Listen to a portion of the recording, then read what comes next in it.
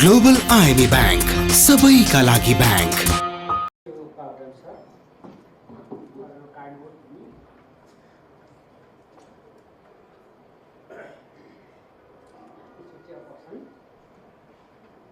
Distinguished keynote speaker Mohanji, Nana Sundar Ambi, launch senior advocate and advocate, esteemed guest, member of academia, civil society, legal and technological communities, media personality, student and dear friends.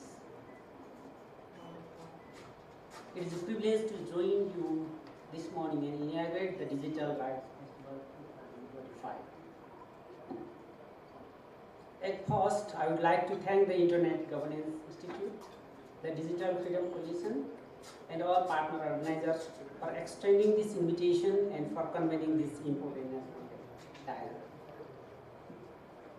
Yesterday, I had a quick talk with Advocate Baburamji and asking about the Tom festival, what sort of festival this is, how to celebrate it joyfully. And I was really curious to know it. But when I got to know about this, about the theme of this festival or this conference, I became to clear that this festival is not only the occasion for celebration, it is also the platform for learning, sharing ideas and inspiring one another to frame the roadmap for tomorrow's digital world. I commend the organizer for choosing a timely and thoughtful theme like building trust in the digital age, governance, integrity and inclusion for a resilient digital future in Nepal. The theme is self-explanatory.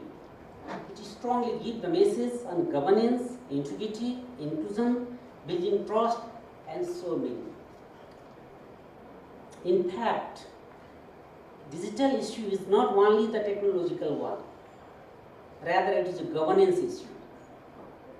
Increasing expectation for efficient, transparent, and accessible services that have rapidly reshaped the governance. We are standing at a historical crossroad of digital transformation in the sense that there is a big question before us that will our digital future be governed by the rule of law? Whatever just Professor Rohan and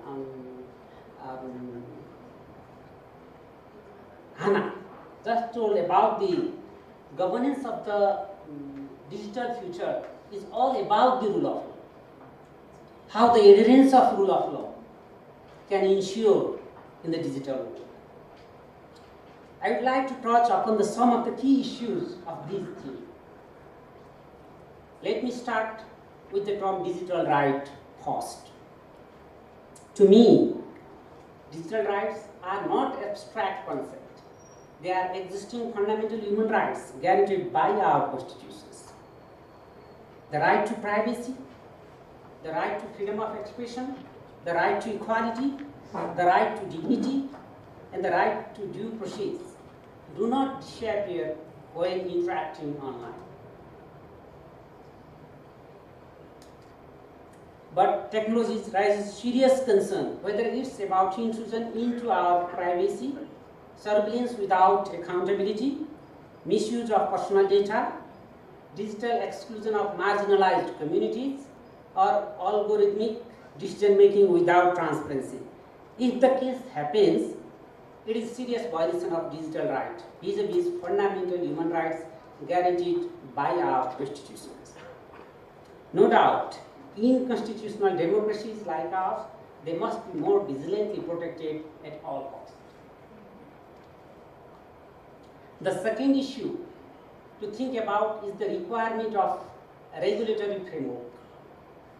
A democratic society cannot afford to treat digital platforms as law-free zones. Nor can it permit regulation that discourages legitimate dissent and innovation. It requires striking balance between the freedom of expression, innovation, and dissent. Digital transformation without governance creates speed without direction. So, good digital governance requires clear legal frameworks, institutional accountability, transparency in decision making, and meaningful public participation. Judicial review becomes even more important when digital governance takes place. Courts need to ask the question like, is the use of technology lawful? Whether it discriminates or not? Are there any sufficient safeguards against error, bias, and misuse? The issue again is all about the adherence of law.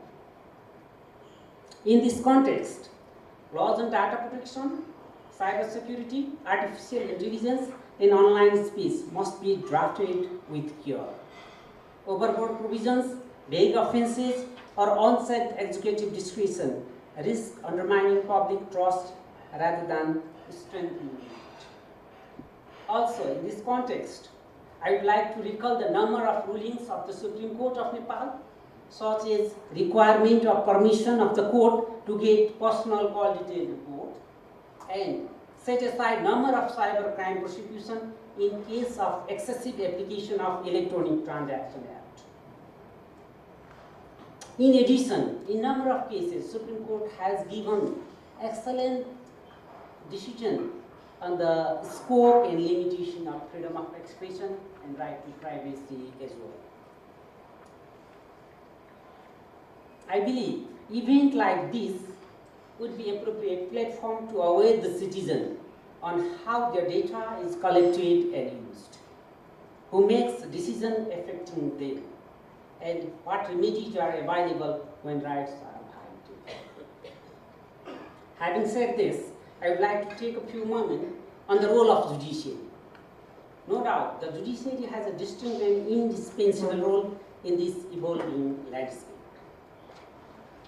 But the fact is that the court is not a technology designer. Rather, it is a guardian of the rights of people and constitution as well. The court cannot compromise the values of democracy, human rights, rule of law, and independence of judiciary in the name of technology or digital transformation. Court cannot depart from its core basic values. So, technology should not be evolved only as a tool of convenience. Rather, it must strengthen fundamental values of democracy, human rights, rule of law, and access to justice for all. My strong conviction is that technology must assist justice for all, but it must never replace justice. It should be human-centric. Now, Supreme Court is working on its IT and digital transformation policy. I believe this policy would appropriately address these themes. While talking about digital governance, we cannot undermine the requirement of integrity and ethics in this field. Integrity and ethics should be maintained in digital governance. It is not an optional idea. Algorithms reflect the values, assumptions, and biases of their creators. Without ethical oversight, digital system can entrench inequality rather than eliminate it. Integrity demands transparency in algorithmic design, auditability of digital system, and accountability for outcomes. From a rule of law perspective, decisions that affect rights and liberties must be explainable. A citizen must be able to understand why a decision was made and how it can be challenged. Opacity is the enemy of justice, whether the decision is made by a human official or machine nomad. Similarly, a resilient digital future must be an inclusive, leaving no one behind, as Hannah just told. Digital divides, whether based on geography, gender, language, disability, or economic status, are not merely technical gap. It should be considered as a justice gap. In fact, it affects the outcome of justice. If digital governance excludes certain communities from access to service, participation or remedies, it risks creating a two-tier of citizen like digital and non-digital access. So digital governance framework should be designed with accessible digital infrastructure, digital literacy across generation, multilingual in disability-friendly platform, and policies that prioritize the most vulnerable.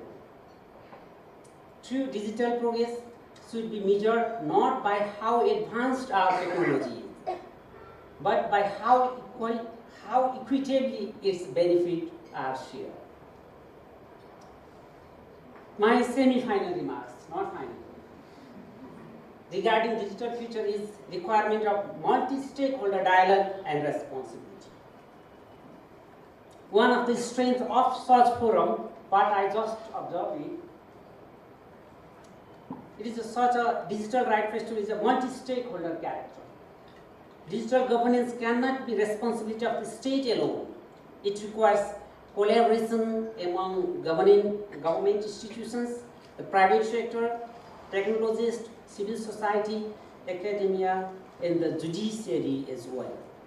Each actor has a role and each must be accountable. Civil society plays a critical role in advocacy and vigilance. Technologists must embed ethics into design. Policymakers must legislate with foresight, and court must remain independent arbiter when rights are contested. Dialogue, however, must translate into action. Principles discussed in conference must inform laws, policies, and practice. I believe it will go. Finally, my observation regarding building trust for future is that trust is built slowly, as it takes time to build, but it may lose quickly. Building system is not an easy task. It's not just a technical act. It's the outcome of constitutional, ethical, and behavioral process. Trust depends on enshrining legality, fairness, transparency, and respect for human dignity, and so on. When citizens trust that technology solves them, and not the other way around, they engage more confidently, innovate more freely, and participate more meaningfully in democratic life. Our country, Nepal, has the opportunity to shape a digital future that is right, respecting, constitutionally grounded, and socially inclusive.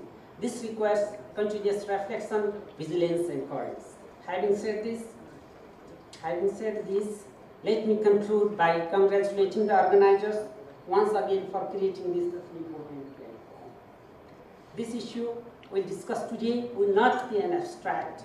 This go to the heart of what kind of digital ecosystem we wish to build in coming days.